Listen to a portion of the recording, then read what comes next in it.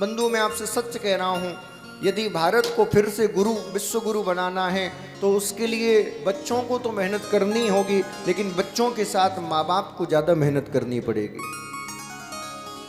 आज भारत की जो दुर्दशा हो रखी है, क्षमा करना, इस दुर्दशा में सबसे बड़ा योगदान किसी का है तो इन माताओं का है।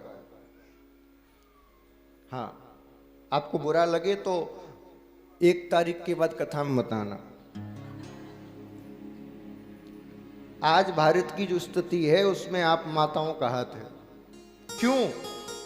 क्योंकि भैया राम को राम मां ने बनाया, कृष्ण को योगेश्वर कृष्ण मां ने बनाया, इस भारत में वीर शिवाजी को मां ने पैदा किया, इस भारत में महाराणा प्रताप को राम मां ने पैदा किया, उसको संस्कार दिए, उसको सामर्थ्यवान बनाया।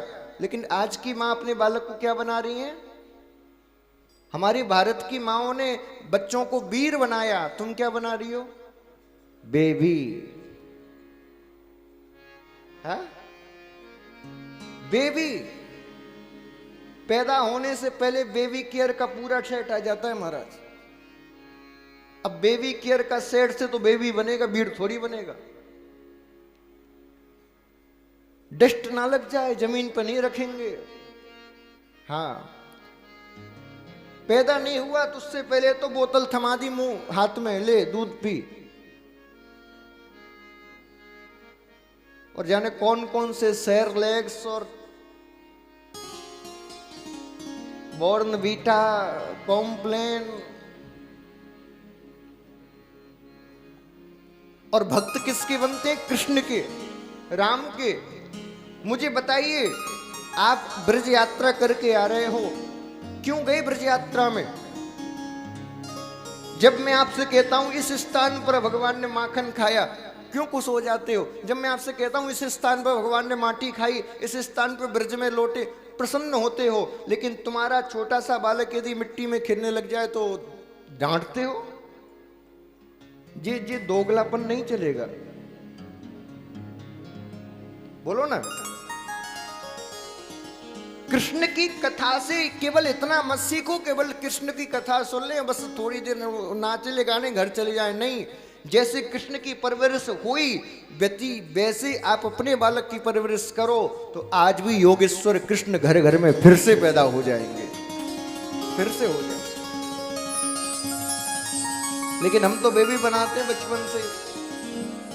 मैं कितने ऐसे माँ बाप को जानता हूं, बच्चे की उम्र हो गई 20 साल,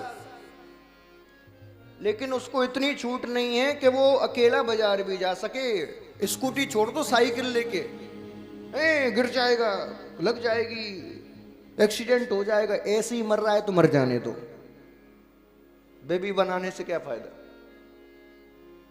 कितने बच्चों को मैं जानता हूं, उम्र हो गई 20 साल 25 साल, लेकिन उनको ज्यादा छोड़ो, सब्जी खरीदने भेज दो तो पता नहीं कौन सी सब्जी क्या कैसे खरीदते, ज्ञान नहीं है। मुझे बताइए, आज तुम हो, कल भगवान ना करे तुम मर गए और बेटे को इसी हालत में जीना पड़ा तो क्या होगा? उसका जीवन बर्बाद है कि नहीं? अपने बच्चों की परवरिश बचपन से ऐसी करो कि आप उनके साथ हो या ना हो, वो भैया केवल घर का नहीं, केवल भारत का नहीं, वो पूरे विश्व का नियंत्रण करता बन जाए, वो पूरे विश्व को अपने आदेश पर चला सके, ऐसा बच्चा पैदा करो, तब तो तुम सनातनी कहलाओ। अब हम तो बेबी पैदा करते हैं महाराज।